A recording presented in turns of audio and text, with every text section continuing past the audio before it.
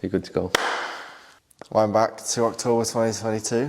Talk us through what happened at the World Cup. Yeah, so 2022, we had a really good year of preparation. Sort of going into the World Cup, there was a lot of us getting to go to our first World Cup, and we had quite a few months of really good prep, sort of facing some top sides in Europe and getting some good results.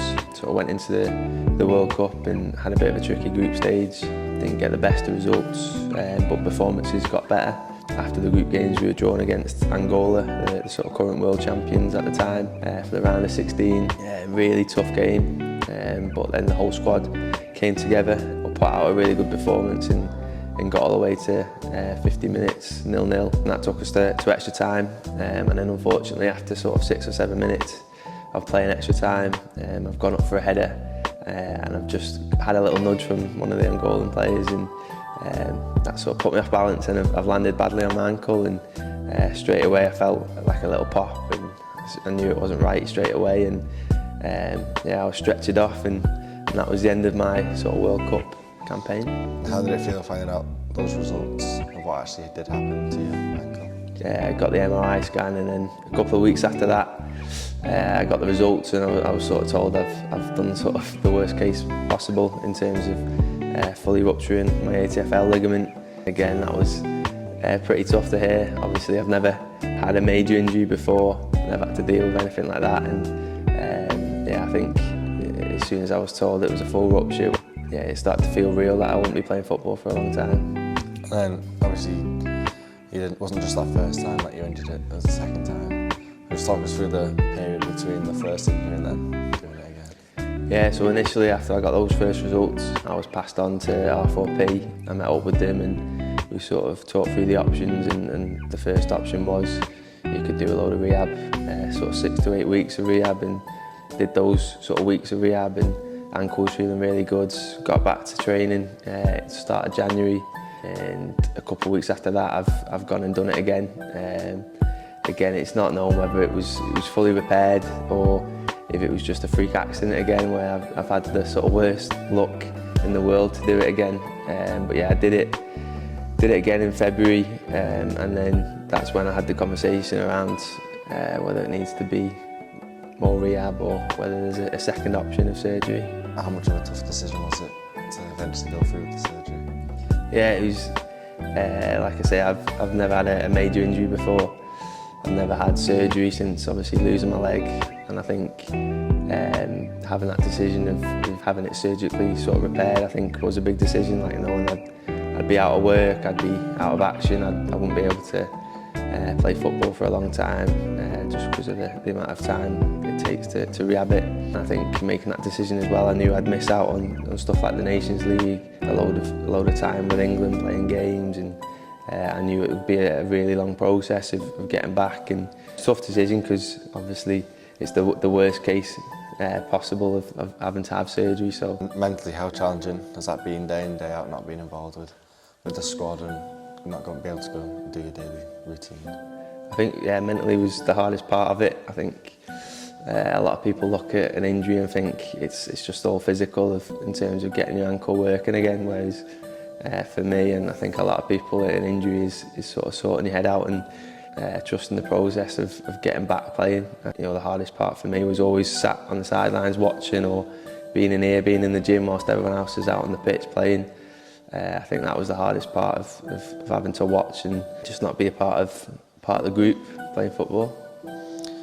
What would you say you've learned from that time on the sidelines? Quite a few things. I think I learned a big lesson in trusting the process of going through the stages of rehab in order to get back to where I am now. I think I've learned a lot of appreciation for what I can do when I am fully fit, just the basics of being fit and healthy.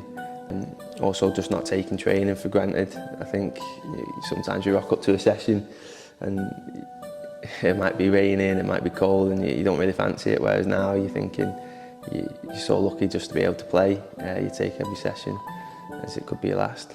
Is there anyone who helped you get in that mindset? Yeah, so I was lucky last year to work with obviously Tim, part of the England programme, and Rich Seal, who I worked with back on the island. Two that were really sort of influential in it all. Yeah, just giving me little Little piece of advice, a lot of conversations of dealing with it. I think one of my biggest things with Rich was getting a sort of daily routine. So each day since my op, I had little challenges throughout the day, just so you're getting little pieces of success, giving yourself a goal for the day, just so it's, you know, because when you have your surgery, it's, you know, you're months away from being back playing, being back training. So I think it's important to have little bits of success along the journey.